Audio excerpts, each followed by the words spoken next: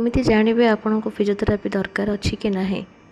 2 सप्ताह अधिक को भी पेन हेले सेटा आपणकर नॉर्मल पेन नुहे तार किसी गोटे बॉडी प्रॉब्लम होती फल आमको फिजियोथेरापी नाकू पड़ो आउ गोटे हूँ आपड़ जदि से डेली लाइफ रे आपको एफेक्ट कर लगे आप बसिले शोले उठिले आपन को पेनटा रोचे आउ चिड़चिड़ा लगुच घरे कौ कम मन लगुनि मेडिसिन नालापर आपको पेन टे ठीक लगुच पुणी जो कथा को से कथा रिटर्न आसी बॉडीर जो पार्ट रे पेन होची से पार्ट आस्ते आस्ते नम हो जाऊँगी माने सुन पड़ जाऊँगी आउ झिमझिम कन्स्टाट लगी रोचे जमी छुंची पड़ा भाई आपको से फिल हम से जानवे आपड़ कि आपन को फिजियोथेरापी दरकार मेडिसिन किसी कम हो पार ना